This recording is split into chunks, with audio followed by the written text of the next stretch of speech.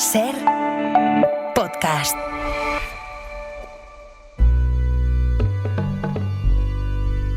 En la cadena SER. Hoy por hoy. Con Àngels Barceló. Se van llevando la memoria, queda en la historia una mancha, un borrón. Mientras el resto sufre amnesia, un viejo recuerda una canción de aquella lejana batalla donde pudo morir en una guerra no ganada. A veces me pregunta por ti.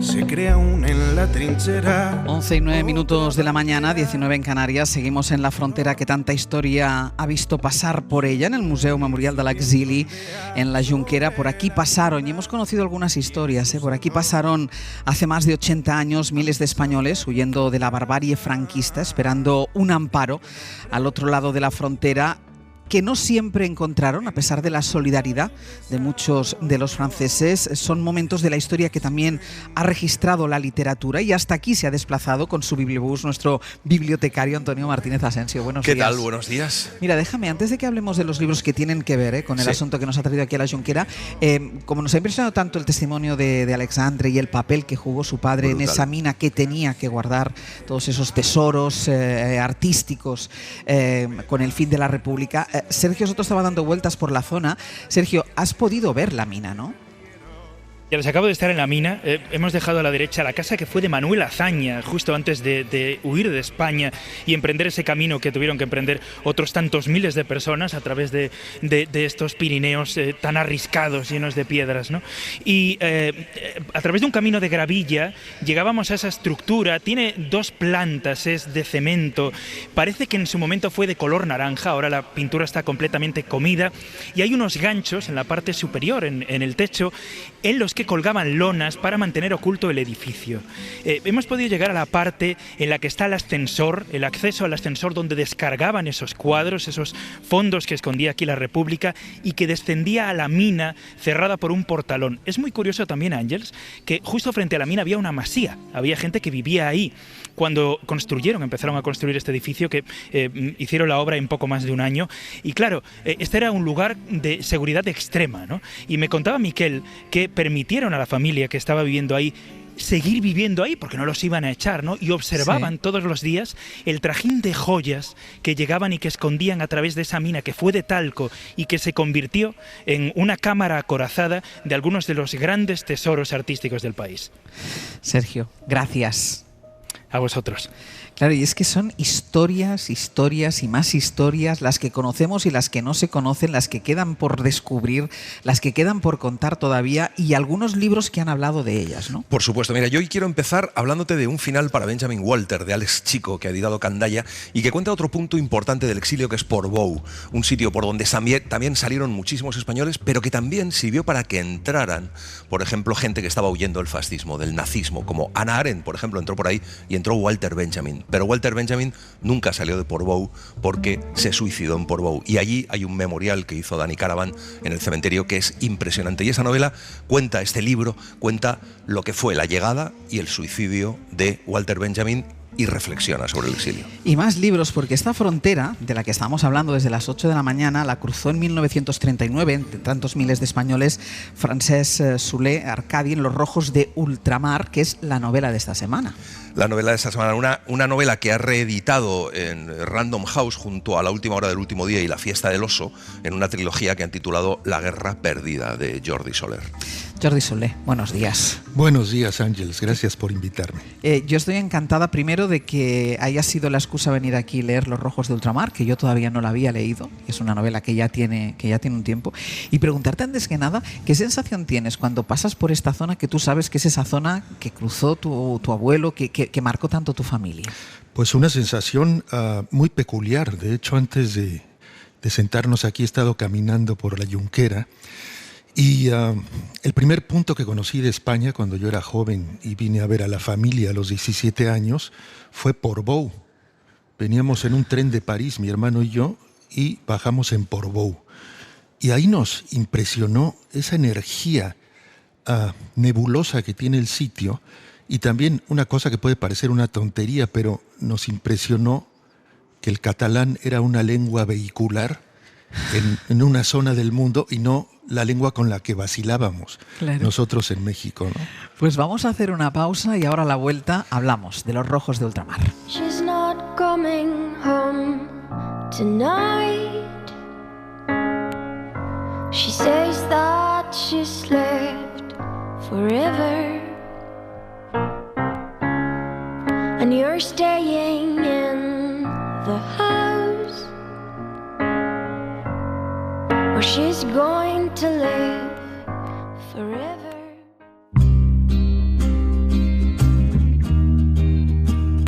En la cadena SER, Hoy por Hoy, con Àngels Barceló. Si me quieres escribir, ya sabes mi paradero. Tercera brigada mixta, primera línea de fuego. Había una vez una guerra que empezó el 11 de enero de 1937. Lo que pasó antes fue la guerra de otros. Cada soldado tiene su guerra, y la de Arcadi empezó ese día. Se alistó como voluntario en la columna Macià Companys y salió rumbo al frente. Así empiezan las historias, así de fácil. A veces se toma una decisión y sin reparar mucho en ello, se detona una mina que irá estallando durante varias generaciones. Una guerra que empezó el 11 de enero de 1937. Ustedes dirán que no, que fue el 18 de julio del 37, pero no, para la familia Soler empezó ese día porque cada español tuvo su guerra que no empezó ni terminó el mismo día. Antonio, ¿por qué has elegido este libro y por qué has elegido a su autora Jordi Soler para estar hoy aquí con nosotros en este Museo de l'Exili? Bueno, para mí Los Rojos de Ultramar es la gran novela del exilio, la historia de ese soldado que pierde la guerra, que cruza a Francia, que acaba en Argelès-sur-Mer y de ahí tiene que saltar a México y llega a la selva mexicana, a la selva, y desde allí están tan convencidos de que van a volver, que todos sus ritos son catalanes, y por eso antes Jordi hablaba de que vacilaban en catalán, hablan en catalán, toman calçots, bailan la sardana porque están convencidos que van a volver, y es una historia absolutamente maravillosa del exilio. Jordi, tu abuelo, medio año después de empezar la Guerra Civil Española, decide participar activamente. Es verdad que ahí cada familia, cada individuo toma las decisiones que toma en el momento que las toma, pero ¿tu vida es el resultado de esa decisión? Sí, por supuesto. Bueno, en otra combinación seguramente no existiría o no sería el mismo. No solamente eso, no solamente soy el producto de esa decisión, sino que también he sido emocionalmente configurado en una familia que padecía el exilio. Yo tuve una infancia feliz, a pesar de los bichos y de la selva donde vivía, pero siempre dentro del marco del exilio.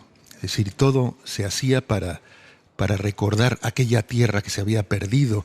Mi abuelo, por ejemplo, nos reunía en el salón de la casa para pasar unas filminas de Barcelona, totalmente turísticas, ¿no? Una foto de las Ramblas, una foto del Paseo de Gracia. Eso lo hacía una vez a la semana. ¿Sí? Todos los domingos. Todos los domingos. Ese era nuestro paseo por Barcelona. Importaba vinos catalanes. En aquella época no eran muy buenos y además pasaban por un proceso larguísimo en la aduana. Con frecuencia estaban los vinos asoleándose en el puerto de Veracruz y llegaban ya a veces imbebibles, y lo mismo pasaba con embutidos que encargaba a Barcelona, con fuet. Bueno, el fuet puede resistir absolutamente todo. Butifarras. Y también teníamos rituales ya más extraños, más metafísicos, como seguir los resultados de la Liga para ver cómo había quedado el Barça. No pasaban los partidos por televisión, nunca habíamos visto un partido del Barça, ni siquiera físicamente a los jugadores, sino en unas fotografías que publicaba el dueño del periódico de esa zona de Veracruz. Sí, sí. De manera que íbamos de manera metafísica siguiendo al Barça. Yo sostengo que soy uno de los culés más esforzados que ha habido, porque ni siquiera teníamos equipo para ver. Y cuando la gente en Barcelona celebraba en canaletas la Liga del 74, por ejemplo, nosotros nos enterábamos una semana después, porque era lo que tardaba el señor del periódico en darnos la noticia. ¿Y tú sabías, perdona, Antonio, ¿tú sabías por qué estabais ahí? Es decir, ¿la historia te fue contada? O sea, ¿tú sabías que vivíais en este ambiente donde manteníais todo lo catalán, que en la cabeza de los mayores de tu familia estaba volver a Cataluña, pero tú sabías por qué estabas ahí? Bueno, yo compraba la narrativa familiar, que era así de simple, ¿no? Nos tuvimos que ir de España, ustedes ya han nacido aquí y somos mexicanos, ¿no? Porque mi abuelo había intentado regresar a Barcelona y ya no se encontró cómo. Y yo me inquieté mucho una vez que un amigo, Pedro Sorella, que era profesor de la Universidad Complutense, daba un máster de periodismo y me invitó a contar mi historia, la historia de mi familia, ¿no? En primer lugar, se levantó un chico para preguntarme por qué me llamaba Jordi si era mexicano. Y yo le dije, bueno, porque mi familia tuvo que irse de España. Y se levanta otro y me dice, ¿pero por qué tuvo que irse de España? A mí, la ignorancia de ese episodio crucial para España me escandalizó. Y esto lo cuento también en la novela. Es el momento en que digo, yo tengo que averiguar exactamente de dónde vengo para saber quién soy. Y entonces me puse a la tarea nada fácil de entrevistar a mi abuelo en unos cassettes. Me llevó muchos meses y poco a poco fui enterándome de cosas. Él no me dijo otras, que averigüé con la gente que vivía ahí en la comunidad donde vivíamos cuando éramos jóvenes. Pero ese fue un poco tu explosión, digamos. Pero ¿cuál fue la de Arcadi? ¿Por qué empieza su guerra ese 11 de enero y no el 18 de julio? ¿Qué es lo que a él le hace implicarse en la guerra? Pues tenía mi bisabuelo, o sea, el padre de Arcadi, era el director del un periódico que se llamaba el Noticiero Universal. Era el editor.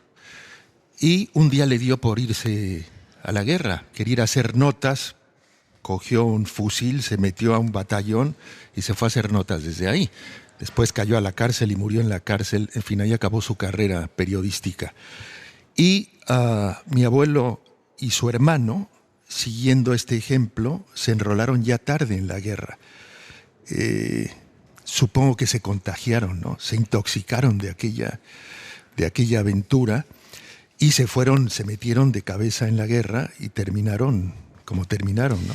Fuera de aquí. La guerra se va perdiendo, nace tu madre, que se queda en Barcelona con tu abuela, el resto de la familia, tu abuelo junto a tu tío tienen que seguir adelante, cruzan muy cerca de donde estamos ahora, aquí en la Junquera.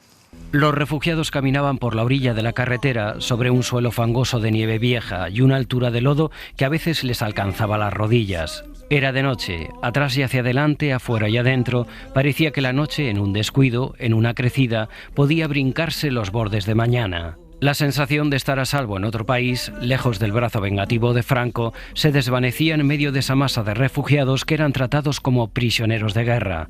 Nadie sabía a dónde los llevaban y después de una hora de caminar, cansados y hartos de lodo, habían tenido tiempo suficiente para concebir todo tipo de conjeturas.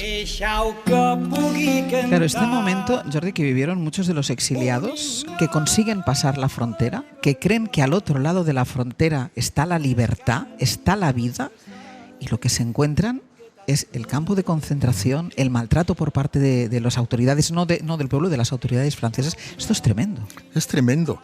Para empezar, en la playa de Argelès-sur-Mer había más habitantes que en el pueblo. Es decir, las cartas en su mayoría no llevaban dirección porque todas iban al campo de concentración. Efectivamente esperaban un poco de ayuda. De hecho, cuando este libro salió publicado en francés, hubo un gran asombro de los lectores franceses que no sabían que había habido campos de concentración en Francia, que ellos llaman elegantemente campos de prisioneros, como si fuera un sitio donde las estaban esperando, un campamento de verano. Mi abuelo además no tenía conocidos en Francia, porque esa era una manera de salir del campo, que viniera un primo francés y te llevara a su casa. Y mi abuelo estuvo ahí un poco más de un año De hecho, empezó la Guerra Mundial y empezaron a llegar ahí detenidos de todo tipo, ¿no? Judíos, estaba ahí el rabino de Toulouse, Sí. una serie de gente. Y él se conoció a Luis Rodríguez, que era el embajador de Lázaro Cárdenas, y lo invitó a que se fuera a México. Y mi abuelo, que no tenía ya otra opción, se fue con él, escapó del campo de concentración, hizo todo un periplo bastante accidentado y novelesco. Tirándose de un tren. Tirándose de un tren, que yo cuento en Los Rojos de Ultramar. Sí. Y se subió a un barco, llegó a Nueva York, bajó de Nueva York en tren hasta Laredo, en Texas, y de ahí se fue hasta Veracruz, hasta Córdoba, donde tenía un pariente que, para desgracia suya, No era muy republicano. franquista. Sí, admiraba mucho a Franco, y entonces le dio la espalda y mi abuelo tuvo que inventarse ahí una vida. Inmediatamente se encontró con unos colegas de la batería de Montjuic. Esto parece increíble, pero no lo es tanto, porque todos entraban por Veracruz, iban bajando hacia la Ciudad de México y se detenían en los pueblos porque ya la Ciudad de México era un monstruo y les parecía más fácil ganarse la vida en un pueblo. Y mi abuelo se encontró con cuatro catalanes, de manera que montaron una pequeña Cataluña en la selva, en donde sembraban café. En ese cafetal nací yo, unos años después. Lo has nombrado de pasada, pero a mí me parece uno de los héroes de la novela. Diplomático Luis Rodríguez, que hace no solo, hace muchísimo de negociación, mete a gente en la embajada, convierte un hotel en territorio mexicano prácticamente, Sí. y salva a Azaña, entre otros, por ejemplo. Sí, de hecho, claro, en Montauban, porque la legación mexicana en París iba siendo arrinconada por la ocupación alemana. Iban desplazando a los diplomáticos mexicanos y a todos hacia el sur. Y Luis Rodríguez recaló en Montauban, en un hotel, en donde afincó su embajada en el último piso del hotel, y ahí recibió al presidente Azaña. Ahí murió el presidente Azaña, en suelo mexicano, técnicamente. Yo, cuando era joven, casi un niño, mi abuelo me llevó al entierro de Luis Rodríguez en México. Porque cuando murió Azaña aquí, el gobierno francés, siempre un poco acomodaticio, prohibió que lo enterraran con la bandera republicana en el féretro. Y Luis Rodríguez cubrió el féretro de Azaña con la bandera mexicana, y así enterraron al presidente. Años después, en los años 70, en el entierro de Luis Rodríguez, los republicanos, entre ellos mi abuelo, cubrieron el ataúd de Luis Rodríguez con la bandera republicana. Ostras, qué bonita historia, qué bonita historia. Y ahí en el libro una experiencia tuya, y más o menos la has mencionado, cuando dices, nadie sabía que aquí había campos de refugiados. Tú mismo fuiste a Argelès-sur-Mer y tú mismo te sorprendiste de que no hay muy poco, hay un monumentito, Sí. pero hay muy poca pista de la historia de lo que se vivió allí. Sí. Yo, cuando estaba escribiendo Los Rojos de Ultramar, era yo mismo diplomático mexicano en Irlanda. Yo vivía en Dublín. Hice un viaje a Argelès-sur-Mer porque estaba en esa zona de la novela en donde tenía que ver ese suelo, y como lo cuento ahí, no solo me sorprendió, me ofendió un poco. Claro. Que aquello era una playa, te enfadas, un resort, realmente te enfadas. Sí, lleno de hoteles. Fui en invierno, por suerte, no me tocó todo el espectáculo, pero también, como lo dice el narrador se molesta porque en esa época no había nada que señalara que eso había sido un campo de concentración. Cuando la novela salió traducida al francés, en francés se llama Les exilés de la mémoire. El alcalde de Argelès-sur-Mer era el hijo de un prisionero republicano español que había estado en el campo. Esas son las vueltas que da la historia. Sí, sí. Y este señor se entusiasmó mucho con la novela y me invitó a develar este pequeño monumento que hay ahora, que lo hizo después de la lectura de Los Rojos de Ultramar. Y luego me invitó. O sea, el monumento a es fruto, inaugurarlo. fruto de tu libro. La traducción al francés lo pone en la última página, porque claro, el narrador se va quejando de que no hay nada y ahora sí que hay algo. Cuando salió en francés el libro ya estaba esto. Así funciona la... Hay que decir que está a 5 metros de los apartamentos turísticos, con lo cual verdad. te sitúas ahí delante de ese monolito. Ay, y sí, es una sensación muy extraña, la verdad. Una última cosa, Jordi, es la reflexión de tu abuelo, ya casi al final, de mirar hacia atrás y de pensar que aquello que vivió, lo vivió otra persona, que no era él. Sí, yo creo que es una maniobra de supervivencia, ¿no? Reconvertirte en otra cosa. Él, de hecho, nunca es una contradicción, porque nos hablaba en catalán, pero nos decía que éramos mexicanos, ¿no? Lo cual era verdad, porque mis hermanos y yo nacimos en México, pero vivíamos en un contexto tremendamente catalán, del que yo me di cuenta cuando salimos de ahí y fuimos a vivir a la Ciudad de México. Decía, bueno, es que vivíamos como en una especie de reservación, como de los Sioux, pero de catalanes. Como de los indios. A mí siempre me pasa, cuando hablo con Jordi Soler, que me estaría todo el rato hablando con él. Claro. Yo recomiendo muchísimo, yo no había leído, me había hablado de esta novela y siempre lo ha dicho Antonio, para él la gran novela del exilio, Los Rojos de Ultramar, y la excusa de venir aquí y poder hablar de ella y con él ha sido, Jordi, como siempre, un placer reencontrarte. El placer ha sido todo mío, Ángels, muchas gracias. Y además le decía una cosa, Gracias, me cuesta Antonio. mucho hablarle en castellano, porque alguien que se llama Jordi Soler, yo todo el rato le estaría hablando en catalán, pero ¿lo practicas? Sí. ¿Sí?